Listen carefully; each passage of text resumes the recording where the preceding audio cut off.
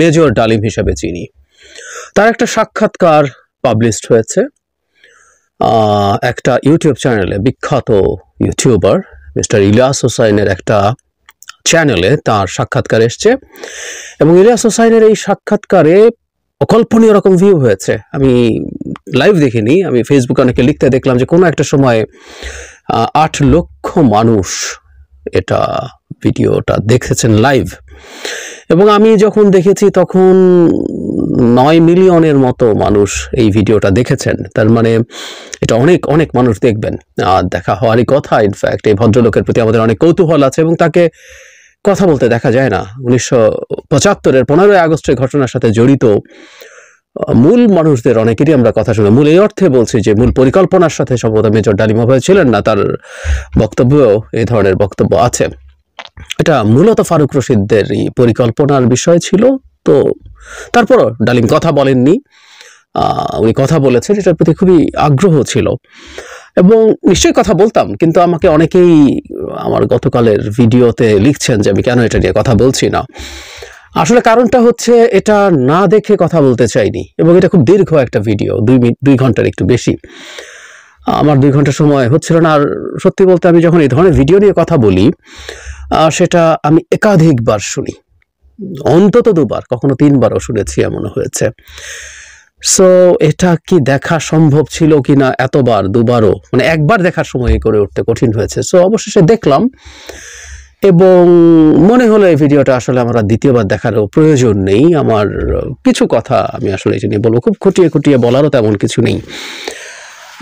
অনেকেই অনেক কথা বলেছেন, অলরেডি অনেক কথা বলেছেন সোশ্যাল মিডিয়াতে, আমি খুবই গুরুত্বপূর্ণ কথাবার্তা বলছেন এমন দেখেছি। কিন্তু আসলে এই ইন্টারভিউটার আসলে ইম্প্যাক্টটা কি, উনি কি বলেছেন সেটার ঐতিহাসিক ইস্যুর আলোচনা চাইতে সম্ভবত এই আলোচনাটা বেশি জরুরি। এই ইন্টারভিউটার সময় এখন কেন? এই ইন্টারভিউ দিয়ে আসলে কি কোনো কিছু অর্জন করতে চাওয়া হয়েছে? এই কথাটা জরুরি। কারণ হলো মেজর ডালিম বারবার বলছেন যে উনি ওনার বইতে লিখেছেন, বইয়ের কথা মুখে বলছেন। তো তাহলে উনি কি খুব নতুন কিছু যুক্ত করেছেন এখানে? আমি মেজর ডালিমের বইটা পড়িনি, কিন্তু আমি ফেসবুকে দেখলাম যারা ওই বইটাও পড়েছেন তারাই দুটো তুলনা করে বলছেন যে ওনার বলার প্রায় সব কথাই তারা আগে ওই বই থেকেই জানতেন। তো তাহলে উনি কি নতুন যোগ করলেন, কি যোগ করলেন? কেন আমরা এত আগ্রহী হয়ে উঠলাম? কেন মেজর ডালিমকে দেখার জন্য মানুষজন হুমড়ি খেয়ে পড়লো? কথাগুলো তো মাঠে আগেই আছে। এর কারণ হয়তো একটা যে আমরা অনেকে পড়িনি, যে আমি বললাম আমি নিজেও ওনার বইটা পড়িনি, ফলে অনেকে শুনতে চাইলো এবং উনি কি বলেছিলেন। এবং মেজর ডালিম ওই ঘটনায় যতটুকুই রোল প্লে করুক, তার সেই ঘোষণাটা যেহেতু বেতারে রেডিওতে তিনি দিয়েছিলেন, সেই কারণে ওনার নামটা মানুষের কানে ওইভাবেও গিয়েছিল এবং অনিবার্যভাবেই তিনি জানেন। এবং তার স্ত্রীকে নিয়ে বেশ কিছু মিথ প্রচলিত ছিল, যে মিথগুলো তিনি নিজেই বাস্ট করেছেন এই ইন্টারভিউতে। তো সবকিছু মিলে ডালিম খুবই খুবই আলোচিত নাম ছিল, মানুষ দেখতে গেছেন। ওনার কন্টেন্টে আমি জানি না কেউ কি পেয়েছেন এমন একটা কিছু খুবই স্ট্রাইকিং, যেটা আমরা আসলে জানতাম না কখনো। আমি জানি না তার স্ত্রীকে নিয়ে ঘটনাটা ওনার বইতে উনি লিখেছেন কিনা, লিখে থাকলে এটাও পুরনো ঘটনা, না হয় এটা একটা স্ট্রাইকিং বিষয় হতে পারতো, একটা নতুন বিষয় আনা। আর 2-একটা এসছে, এগুলো খুব স্ট্রাইকিং, কিন্তু এগুলোর সাথে কোনো রকম কোনো ইন্টারেস্ট জড়িত আছে কিনা আমাদের সেই প্রশ্ন আসলে করা উচিত হবে। আমি জিয়া সম্পর্কে এখানে যা উনি বলার চেষ্টা করেছেন সেগুলোর কথা বলছি, আসবো সেই জায়গায়ও। কিন্তু একটা খুব সিগনিফিক্যান্ট বিষয় আছে, সাম্প্রতিক মুভমেন্ট, এবং সেটা নিয়ে আমি অনেকের আলোচনায় আসলে ওই বিষয়টাকে মানে খুব বেশি গুরুত্ব না দিতে দেখেছি। আমার কাছে মনে হয় ওটাই সম্ভবত সবচেয়ে গুরুত্বপূর্ণ জায়গায় ইন্টারভিউর। আমি আসবো শেষের দিকে। জনাব ডালিমের ইন্টারভিউতে কয়েকটা জিনিস একটু টাচ করতে চাই, যে উনি আসলে কি করেছেন, কি বলেছেন, মানে সেটা যদি বলি। অনেক ইস্যু এনেছেন যেখানে প্রসঙ্গ এসছে, মানে আমি কয়েকটা ছোট জাস্ট টাচ করে চলে যাই। উনি রবীন্দ্রনাথের গান নিয়ে আমাদের জাতীয়সঙ্গীত হওয়া নিয়ে আপত্তি করেছেন, যে একজন ভারতীয় এবং ভারতের জাতীয় সঙ্গীত তার নামে আছে, আমরা কেন করব, আমরা কেন নিলাম? আমাদের তো নজরুল ছিল, আরো পোয়েটস ছিল, এটা আমাদের এক ধরনের দুর্বলতা, আমাদের অক্ষমতা যে আমরা পারি নাই। এটা ভুল না যে আমরা আমাদের দেশের আমার এই মাটিতে জন্মানো কোনো পোয়েটকে দিয়ে বা নতুন করে গান লিখে নেওয়া যায়, কিন্তু যে তথ্যটা যখন নজরুলের নাম বলেন, যখন আমরা স্বাধীন বাংলাদেশে জাতীয় সঙ্গীত নিচ্ছি, নজরুল কিন্তু তখনও বাংলাদেশি নাগরিক হননি, তিনিও ভারতীয় নাগরিকই ছিলেন। সুতরাং এই যে এই কথাটা বলছি, এর মধ্যে আসলে ঠিক ভারতীয় ইস্যু না, ইস্যুটা কি আমরা নিশ্চয়ই বুঝতে পারছি। রক্ষী বাহিনীর কথা বলছেন, ভারতীয় বাহিনীর বিকল্প ছিলেন, এই ধরনের আলাপ তিনি আনছেন। এবং শেখ মুজিবুর রহমান ভারতের মানুষ ছিলেন এবং একটা পর্যায়ে ভারত বাংলাদেশকে আসলে করদ রাজ্যে পরিণত করার জন্য স্বাধীনতা জন্য সাহায্য করেছে। তারপরে ভারত যেহেতু একসময় সোলজার সরিয়ে নিতে হয়, তাই তখন তার জায়গায় রক্ষী বাহিনী তৈরি করা হয়েছে। ভারতের বাংলাদেশ নিয়ে পরিকল্পনা, এখানে ওই যে 7 পয়েন্ট একটা চুক্তির কথা বলা হয়, সেই চুক্তিটার কথা তিনিও এনেছেন, কিছু ধারা তিনি বলেছেন। এই চুক্তিটা আমরা অনেকেই দেখেছি এবং এই চুক্তির ভিত্তিতে যদি হয়ে থাকে তো আসলে এটা তো ভয়ঙ্কর ব্যাপার, কোনো সন্দেহ নেই। এবং ভারতের পাকিস্তানকে দুর্বল করা তো পরিকল্পনা ছিলই, ঠিক করদ রাজ্য পুরোপুরি না হলেও বাংলাদেশ ভারতের সাথে লাইনড হয়ে পুরোপুরি চলবে, এটা ভারতের প্রত্যাশা ছিল, কোনো সন্দেহ নেই। কিন্তু খুব ইন্টারেস্টিং হচ্ছে, মেজর ডালিম দাবি করছেন তিনি ওই যুদ্ধের সময়গুলোতেই এটা জানেন, এটা বোঝেন। এগুলো যদি হয়ে থাকে তাহলে তিনি শেখ মুজিবুর রহমানের, মানে শেখ মুজিবুর রহমান দেশ ছেড়ে চলে গিয়েছিলেন ফর শিওর, কিন্তু এবং হ্যাঁ, মেজর ডালিম যে কথাটা বলেন মুজিব স্বাধীনতা চাননি, আমি ওনার সাথে এটাতেও একমত। শেখ মুজিবুর রহমান শেষ পর্যন্ত পাকিস্তানের প্রধানমন্ত্রী হতে চেয়েছিলেন, একজন বুর্জোয়া পলিটিশিয়ান যা চায়। উনি নির্বাচনে জিতেছেন, উনি পাকিস্তানের প্রধানমন্ত্রী হবেন, কোনো সন্দেহ নেই। তো সেটা উনি বলেছেন, ঠিক আছে, কিন্তু তার জন্য যুদ্ধ করা, উনি ভারত করদ রাজ্য বানাবে, তাহলে এই করদ রাজ্য তৈরি করার জন্য তিনি যুদ্ধ করেছেন বীরত্বের সাথে। উনি একজন খেতাবপ্রাপ্ত বীর মুক্তিযোদ্ধা, উনি মুক্তিযোদ্ধা মানে কি কি করেছেন, উনি কিভাবে ট্রেন করেছেন সবাইকে, সবকিছুর দীর্ঘ বর্ণনা আছে। তো সেটা অদ্ভুত শোনায়। এবং রক্ষী বাহিনী তৈরি করা হয়েছে ভারতের স্বার্থে, এটাও আমার কাছে খুবই ডিসপিউটেড ইস্যু মনে হয়, কোনো সন্দেহ নেই।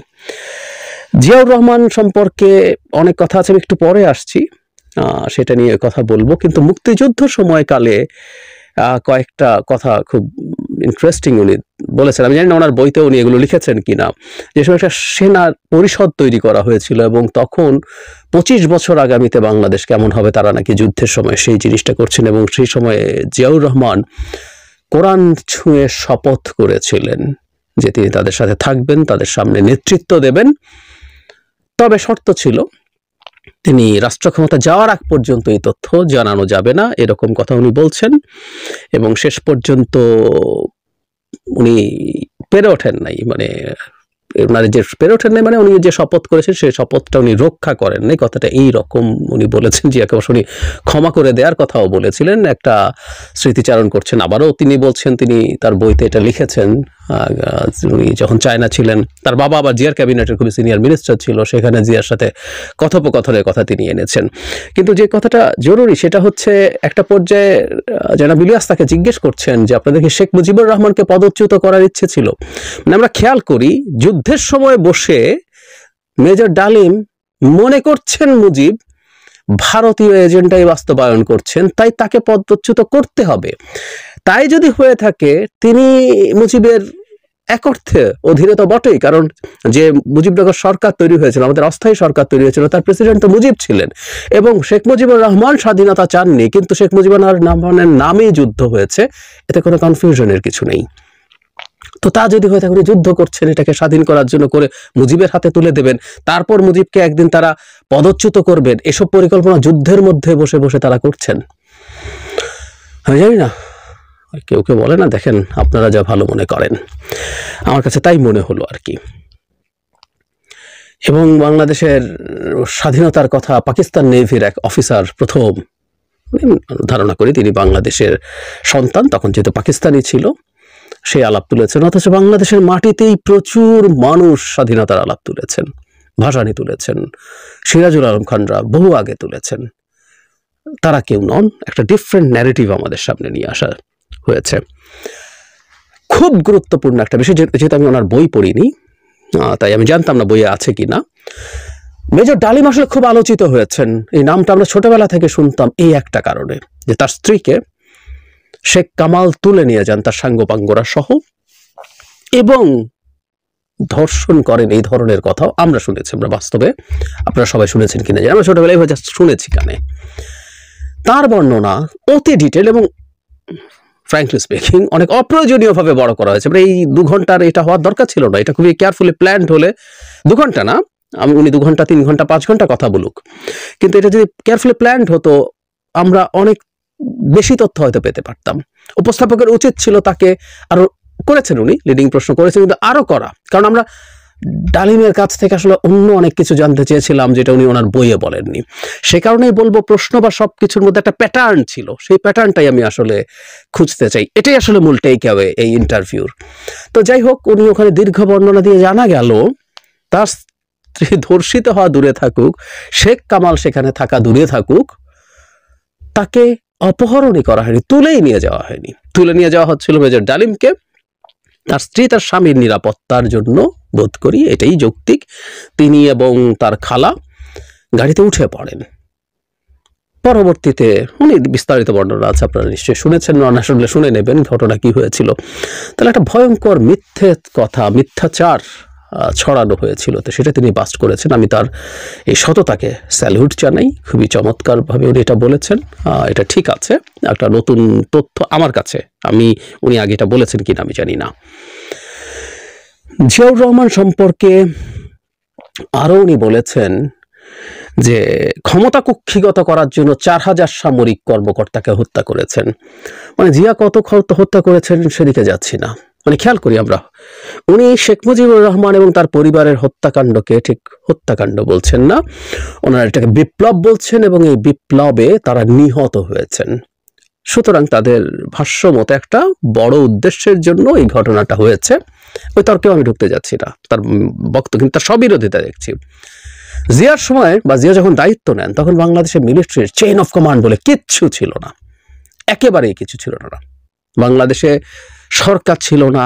উনি জিয়া যখন দায়িত্বে আসেন তার আগে নভেম্বরের ওই সময়গুলোতে চেইন অফ কমান্ড বলে কিছু ছিল না, তাকে সেগুলো ফিরিয়ে আনতে হয়েছে। কু পাল্টা কু প্রতিনিয়ত হচ্ছিল, এবং সেই সময় অনিবার্যভাবেই বেশ কিছু প্রশ্নবিদ্ধ বলবো আমরা বিচারের পরিস্থিতি হয়েছে, এবং ফার্স্ট বিচার এগুলো ওনাকে করতে হয়েছে। প্রশ্নবিদ্ধ বলাও হয়তো এই অর্থে ঠিক না, কারণ ওই সময়টা ওইটা ডিমান্ড করে। তো তাহলে জিয়ার করা এই পদক্ষেপগুলোকে মেজর ডালিম কিভাবে তাচ্ছিল্য করেন, কিভাবে বিদ্রুপ করেন, কিভাবে সমালোচনা করেন, ওগুলো এসেনশিয়াল ছিল বাংলাদেশের ওই সময়কার স্টেবিলিটি নিশ্চিত করার জন্য। আমি ডালিমের তার যে বক্তব্য আছে সেটার ভিত্তিতেই বলছি। এরকম প্রচুর সময় কিন্তু জিয়াকে ডেমোনাইজ করার ইচ্ছে, মানে এক ধরনের চর্চা তার মধ্যে ছিল। রাদার শেখ মুজিবুর রহমান সম্পর্কে উপস্থাপক জনাব ইলিয়াস ইনফ্যাক্ট এটা তুলেও এনেছেন যে আপনি তার বিরুদ্ধে কোনো খারাপ কথা বলেননি, কোনো বাজে মন্তব্য করেননি, এবং ডালিম স্বীকারও করেছেন যে তার সাথে ব্যক্তিগত সম্পর্ক ছিল। কারণ তিনি যখন তার স্ত্রীকে তুলে নিয়ে যায় সে সময় তার স্ত্রীর সাথে শেখ মুজিবুর রহমানের কথোপকথন তিনি যখন বলেন বোঝা যায় তাদের মধ্যে খুবই হৃদ্যতাপূর্ণ সম্পর্ক ছিল। এবং আমরা অন্যান্য জায়গা থেকে এটাও জানি যে শেখ মুজিবুর রহমানের পরিবারের সাথে সম্পর্ক থাকার কারণেই 32 নম্বরে ডালিম যাননি, উনি ওই জায়গাটা থাকতে চাননি। ঠিক আছে, হতেই পারে কারো কারো এরকম ব্যক্তিগত সম্পর্ক। কিন্তু যে কথাটা বলছিলাম, শেখ মুজিবুর রহমানকে উনি এভাবে ছাড়তে, কিন্তু জিয়াকে উনি অনেক বড় এক ধরনের ভিলেন বানানোর চেষ্টা করছেন, এটা সঠিক। এবং জিয়া বিট্রে করেছেন, যদিও জিয়া 75-এর ঘটনা জানতে পেরেছেন কিংবা জানতেন কিনা নানান রকম ইতিহাস আমাদের সামনে আছে। কোনো জায়গায় আছে এভাবে যে তিনি জানতেন, তিনি এটার মধ্যে ইনভলভ থাকতে পারবেন না, কিন্তু উনি তোমরা পড়তে পারো এ ধরনের কথা কেউ বলার চেষ্টা করেছেন। কারো বইতে এরকম এসছে। আমরা ওই তর্ক, আবারও বলছি, তর্কগুলোতে যেতে চাইছি না। ইতিহাস খোঁজার জন্য আমি এই ভিডিও করছি না। ইতিহাস খোঁজার জন্য যদি হয় তাহলে সবকিছু একত্র করে আবার কথা বলবো, কিন্তু আমি বলছি এই চেষ্টাটা আছে, চেষ্টার জায়গাটা আছে। এবং মুক্তিযুদ্ধের ইতিহাস নিয়ে গুরুত্বপূর্ণ 2-3টা ইস্যু আছে। একটা হলো বুদ্ধিজীবী হত্যা কারা করেছিল, লিডিং প্রশ্ন করছিলেন মিস্টার ইলিয়াস, তখন উনি জবাব দিয়েছেন না, এটা পাকিস্তানের করার কোনো কারণ, এটা ভারতীয়রা করেছে। কতজন শহীদ হয়েছেন বাংলাদেশের মুক্তিযুদ্ধের শহীদের সংখ্যা নিয়ে ডিবেট আছে। যে গল্পটা আমরা জানতাম সেটা আবার জনাব ডালিম বললেন, সেটা হচ্ছে 3 লক্ষ সংখ্যাটাকে ইংরেজিতে 3 মিলিয়ন বলে ফেলেছেন শেখ মুজিবুর রহমান। উনি 3 লক্ষ ইংরেজি 3 মিলিয়ন জানতেন। এরপর আবার সাংবাদিকের কান্নাকাটির এক উদ্ভট গল্প উনি বলছেন, সেদিকে আর না যাই। ইংরেজি ভাষার অপমান দেখে নাকি ধর্ষিত 2 লক্ষ হয়েছেন কিনা উনি বলেছেন উনি জাস্ট 2 জনকে দেখেছেন। মানে ওনার 2 জন দেখা 2 লক্ষ ধর্ষিত না হওয়ার যুক্তি না। আবারও বলছি, এগুলো কোনোটা যে ফিক্সড সংখ্যা আমি তাও বলছি না। 30 লক্ষ সংখ্যাটা নিয়ে প্রচুর মানুষের কনফিউশন আছে। সংখ্যাটা 10-15 লক্ষ আছে, 3 লক্ষ আছে, হোয়াট এভার ইট ইজ। 3 লক্ষ সংখ্যাটাও বিরাট একটা সংখ্যা, কিন্তু সেদিকেও যাচ্ছি না। কিন্তু এই ডিবেটটা নাহলে কিন্তু কোনোটাই নতুন ডিবেট না, কোনোটাই নতুন ডিবেট না। এগুলো আমাদের এই সমাজে ছিল, দীর্ঘদিন থেকে মানুষ কথা বলেছে।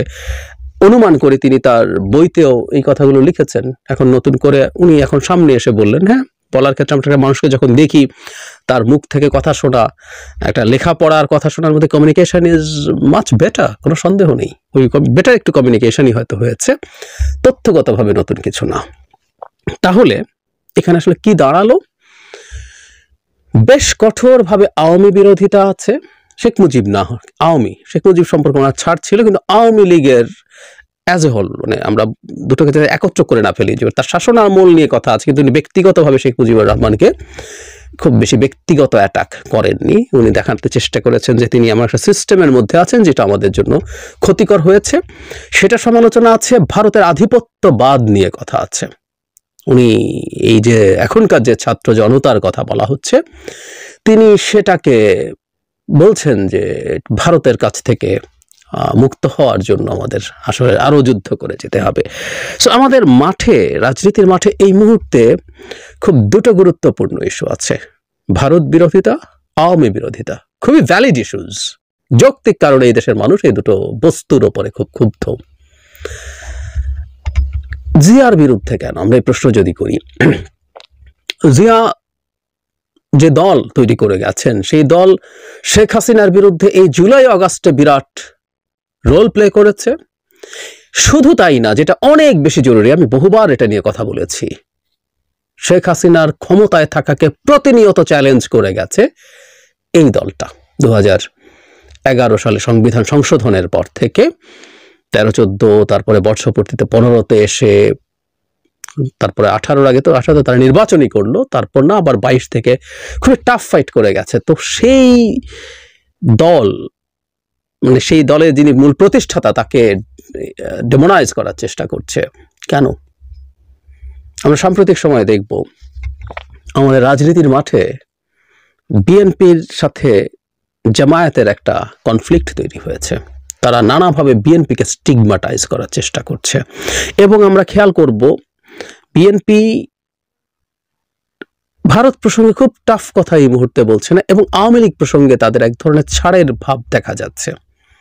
কিন্তু এখানে এই দুটোকেই মূল টার্গেট করা হলো। এবং যেটা বলছিলাম সবচেয়ে গুরুত্বপূর্ণ বিষয় সম্ভবত এটা, উনি বারবার 24 সালে 2024, এটা 1924 না, উনি 1924 বলেছেন। উনি ওনার স্ত্রীর মৃত্যু 1905 বলেছেন।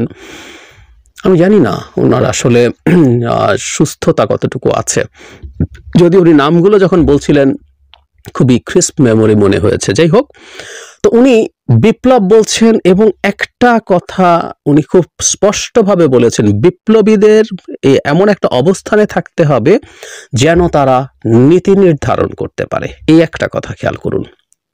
বিপ্লবী সরকার টোনটা আমাদের মাথায় আসবে। বহু মানুষ বিপ্লবী সরকারের প্রজেক্ট নিয়ে মাঠে নেমেছিলেন। এরপর বাংলাদেশে অলরেডি তার বিবেচনায় আমাদের মুক্তিযুদ্ধ, তারপর মুজিব হত্যা করে তাকে উৎখাত করার মাধ্যমে আমাদের সেকেন্ড রিপাবলিক হয়েছে বলে তিনি মনে করেন। 24-এর গণ অভ্যুত্থান থার্ড রিপাবলিক, এবং বিপ্লবীরা তাদের মতো করে দেশ যখন তৈরি করতে পারবে সেটা ফোর্থ রিপাবলিক হবে। এবং এরপর উনি সবচেয়ে জরুরি কথা বলেছেন, তিনি তার সামর্থ্য, যোগাযোগ, এগুলো ভিত্তিতে তিনি যদি কন্ট্রিবিউট করতে পারেন, তিনি ছাত্রদের, জনতাকে সাহায্য করতে প্রস্তুত আছেন। মেজর ডালিম এদের সাথে যুক্ত হতে চাইছেন। সুতরাং আমরা এই যুক্ত হওয়াটাকে, আমার কাছে এটাই সবচেয়ে গুরুত্বপূর্ণ টেক অ্যাওয়ে বলে মনে করি। মেজর ডালিম সামনে আসলেন। এই মুহূর্তে বাংলাদেশের রাজনীতিতে সবচেয়ে ডিমান্ড আছে এমন বিষয়গুলো, anti Awami League, anti India, এগুলোকে সামনে আনা হলো। এবং ওই রাজনীতির মাঠে যেহেতু একটা অংশের ফাইট আছে বিএনপির সাথে, সুতরাং বিএনপিকেও চাপে ফেলার জন্য জিয়াকে চাপে ফেলা, তার মানে এই শেখ হাসিনা বিরোধী মুভমেন্টের একটা অংশ যারা বাংলাদেশের বিপ্লব হয়েছে দেখতে চেয়েছেন, এবং বাংলাদেশের স্বাধীনতার হিস্ট্রি, আমি আবারও বলি, স্বাধীনতার হিস্ট্রি কিন্তু শেষ হয়ে গেছে, 30 লাখ শহীদ মেনে নিতে হবে, আমি একেবারেই মনে করি না। এবং জনাব ডালিম যা যা বলেছেন, এই সব কিছু বলার অধিকার আমি খুব সিরিয়াসলি সমর্থন করি। বিভিন্ন ভার্সন থেকে আসতেই হবে, কিন্তু কোনো ঘটনায় মানুষ জড়িত থাকলে সেটাই সঠিক ইতিহাস হয়ে যায়, এই পারসেপশন ভুল, একেবারেই ভুল। প্রফেশনাল ইতিহাসবিদরা যে ইতিহাস লিখবেন সেটা সত্যের কাছাকাছি থাকে, একেবারে অ্যাবসলিউট অবজেক্টিভ ইতিহাস বলে কিছু নাই, একেবারে নাই। বরং বলা হয় যে মানুষগুলো ঘটনার সাথে জড়িত থাকে, তাদের নানান রকম বায়াসে তারা ভোগেন, সে বায়াসের কারণে সঠিক ইতিহাস তাদের দিক থেকে কমও আসতে পারে। তারপরও তার মতো মানুষদের টেস্টিমনি আসলে আমাদের সামনে থাকা দরকার। ভবিষ্যতে ইতিহাস যারা লিখবেন তারা ক্রস চেক করার জন্য এটা কাজে লাগবে, এটা খুবই জরুরি। এবং তার মতো মানুষের আরো লম্বা ইন্টারভিউ আমরা দেখতে প্রস্তুত আছি, তবে সেটা খুব কনক্রিট হওয়া দরকার। আরো অনেক ইস্যু, যে ইস্যুগুলো আসলে আমরা চাই না কিন্তু শোনা দরকার। ওনারা কারা ছিলেন, কিভাবে ওনারা এই পরিকল্পনা করলেন, নিজেরা এই কয়েকজন কর্নেল মেজর মিলে এরকম একটা সিদ্ধান্ত নিয়ে ফেলে এত বড় ঘটনা ঘটিয়ে দিতে পারলেন, কেউ জানতো না, কোনো বিদেশি শক্তি ছিল, কারা ছিল, কিভাবে ছিল, নানান রকম কথা বিভিন্ন চর্চা থেকে বিভিন্ন জায়গা থেকে এসছে, কিন্তু যারা ঘটনায় ছিলেন তাদের মুখ থেকে, আবারও বলছি, তাদের কথা মানতেই হবে, নট নেসেসারিলি, কিন্তু তাদের কাছ থেকে এই কথাগুলো বের করে আনা দরকার আছে। তো প্রত্যেকে এখন খুবই মহৎ সাজার চেষ্টা করছেন, তার সাথে কি তার ব্যক্তিগত ক্ষোভ আছে? তার স্ত্রী রেপড হননি, অপহৃত হননি, তাদের চাকরি গিয়েছিল তো অন্যায়ভাবে, ব্যক্তিগত ক্ষোভের জন্য করেছেন। এই যে জাতির মুক্তির আলাপ আনছেন, এটা কি মুক্তির আলাপ নাকি আপনার কিছু ব্যক্তিগত ক্ষোভের সাথে যুক্ত হয়েছিল, নাকি আর কারা কোনো না কোনো বেনিফিটের জন্য এসেছিল? আমি বলছি না সেটা ঠিক বা বেঠিক, হতেই পারে তারা সেই কারণে গিয়েছেন, কিন্তু এই প্রশ্নগুলো আসতে পারতো, এই মানুষগুলোকে আমরা জিজ্ঞেস করতে পারতাম, তাহলে আমরা আরো অনেক কিছু জানতে পারতাম। আবারও বলছি, তথ্যগুলো সামনে আসতো, আমরা ক্রস চেকের জন্য সামনে পেতাম, কিন্তু ওগুলো না করে যেভাবে হলো, বোঝা গেল একদম একটা পরিকল্পিতভাবে কাজটা করা হয়েছে। এবং আমরা একটা কথা বলি না, পর্বতের মুশিক প্রসব, এটা মুশিক প্রসব হলো। আমরা আসলে তেমন কিছু পাইনি, আমরা পেতে চাইতাম, পেলে ভালো হতো, কিন্তু পেয়ে উঠিনি। তারপরও উনি এসছেন, এটা খুবই চমৎকার ব্যাপার। এবং দেখা যাক, তিনি আগ্রহ প্রকাশ করেছেন ছাত্র জনতা যা করবে সেটার সাথে তারা থাকতে চান, তিনি থাকতে চান। এখন আমাদের ছাত্রদের যে দল তৈরি হতে যাচ্ছে, বৈষম্য বিরোধী ছাত্র আন্দোলন এবং জাতীয় নাগরিক কমিটির, তারা তাকে আহ্বান জানাবেন কিনা, এর মধ্যে বিরাট জটিলতা আছে। তিনি যদি দেশে ফিরে আসেন, এটা শুধুমাত্র মানে অনেক বিচার নিয়ে প্রশ্ন আছে বাংলাদেশের, কিন্তু ওনাদের এক ধরনের স্বীকৃত মানুষ, যদিও এই আলাপ হবে যে এটাকে আসলে অপরাধ হিসেবে আমরা বিবেচনা করবো কিনা, কিন্তু শেখ হাসিনার সময় তাদের বিরুদ্ধে রায় হয়ে গেছে, সেটাকেও আসলে দেখার ব্যাপার থাকবে। এই সব সময় যেসব হত্যাকাণ্ড ঘটে তার সাথে যারা জড়িত থাকেন তাদের বিচার হবে কি হবে না, এটার জাস্ট একটা লিগ্যাল ইস্যু না, এসব নিয়ে আলাপ হতে পারে। সো আমাদের অপেক্ষা করতে হবে যে তার মতো মানুষকে, যদি ওনার অনেক বয়স হয়েছে, আমি দেখলাম উইকিপিডিয়া হিসাবে তার বয়স 77-78 এরকম হয়ে গেছে, তো এই 78 সম্ভবত ওনার বয়স। তো সেটা যদি হয়ে থাকে, ওনার ক্যাপাবিলিটি কতটা আছে, এবং ওনার কথার মধ্যে খুব স্ট্রেংথ নেই, এবং কিছু কিছু কথা জড়িয়ে যাচ্ছিল, মনে হচ্ছিল ওনার বয়স হচ্ছে বা অসুস্থ আছেন তিনি। কিন্তু দেখার ব্যাপার হবে তাকে অ্যাসেট মনে করছে কিনা, এবং সবকিছু বাদ দিয়ে তাকে রাজনীতিতে ব্যবহার করার চেষ্টা হয় কিনা। কিন্তু এটুকু আমরা নিশ্চিত থাকতে পারি, তাকে এই মুহূর্তে মাঠে নামানো হয়েছে আমি মনে করি একটা পরিকল্পনার পার্ট হিসাবে, এবং মূলত একটা রাজনীতি, যে রাজনীতিটা বৈষম্য বিরোধী ছাত্র আন্দোলন, জাতীয় নাগরিক কমিটি এবং জামায়াতে ইসলামী করতে চাইছে, সেই রাজনীতিটার পক্ষে বয়ান